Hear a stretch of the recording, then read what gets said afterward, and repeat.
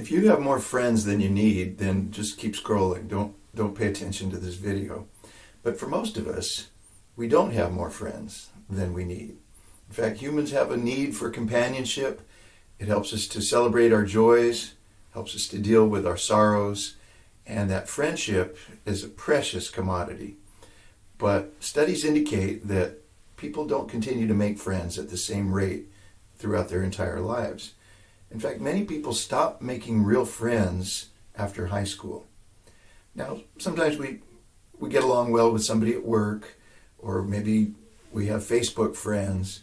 But as far as real companions that will be loyal and that will help us to enjoy our life, most of us agree that we would appreciate having more friends, not less.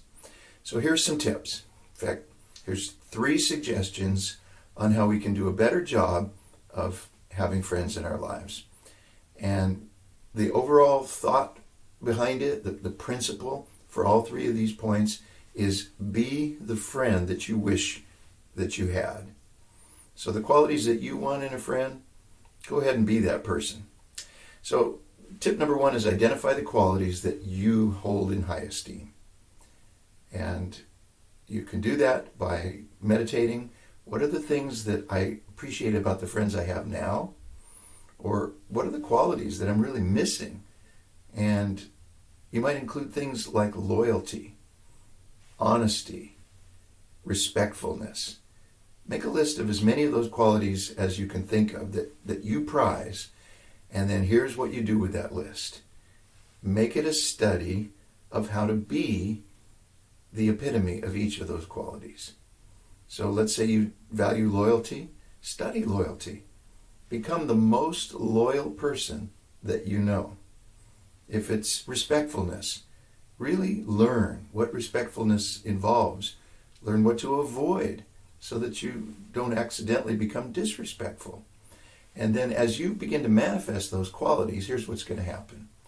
People who also value those qualities are going to see you, and that you will attract them into your life. Now here's the worst case scenario. Let's say you skip this step and you value those qualities in other people, and then you find somebody that really, they're just amazing.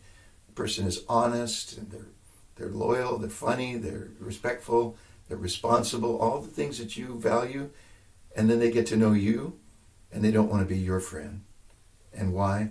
Because people who have those qualities tend to value other people who have those qualities. So become the friend that you want to attract into your life, and do it deliberately by learning how to be that person. And don't just take for granted that you already know. A great deal of personal development is about becoming that person that will attract the best possible companions. And that we talk about that a lot on this channel. But here's a reason why making application is so valuable, because it helps us to attract and keep the friends that we really want to have. Here's the second point. Stop chasing people away.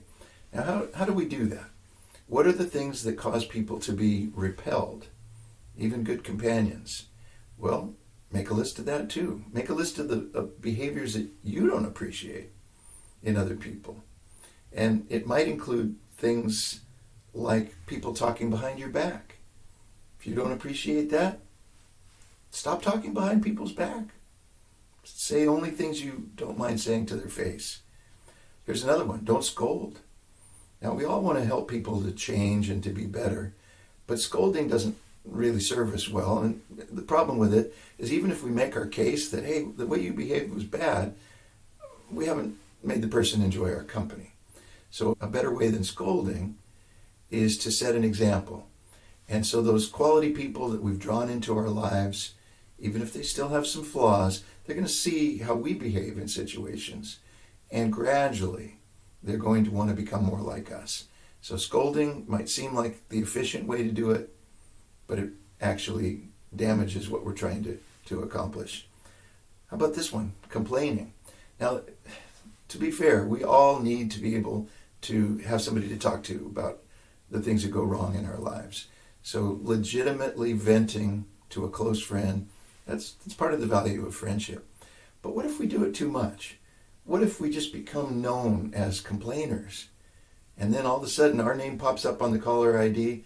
You're like, I'm just not up to this right now. I just don't really feel like I can handle talking to that person right now. So don't have a reputation for more negativity than positivity. Don't complain any more than you need to. And try to balance that out with a lot of positivity.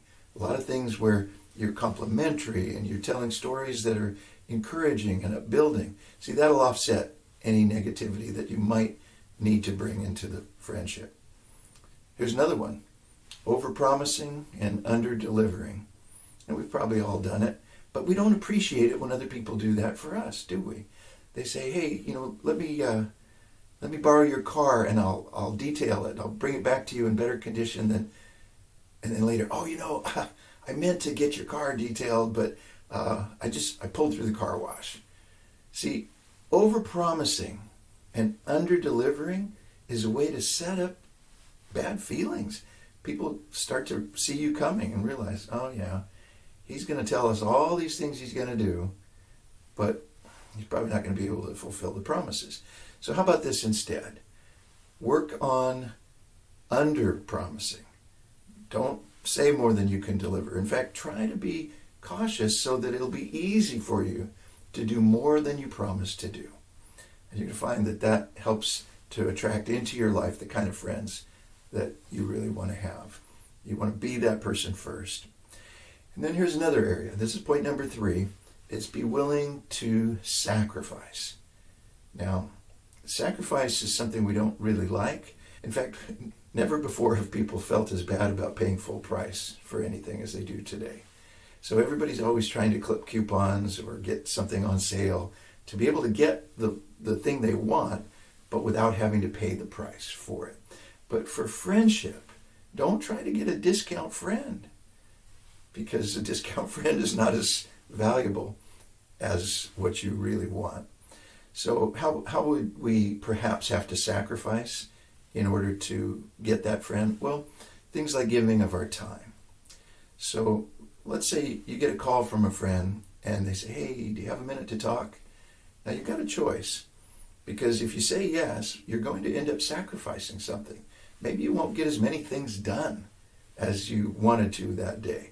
You might have to just sit down and have that conversation with somebody. But how sad to get to the end of your life and you have all your to-do list done, but you got nobody by your side.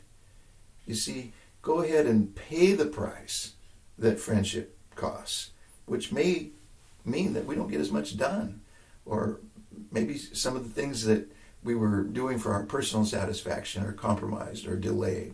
But go ahead and pay that price, because that's the kind of friend you want.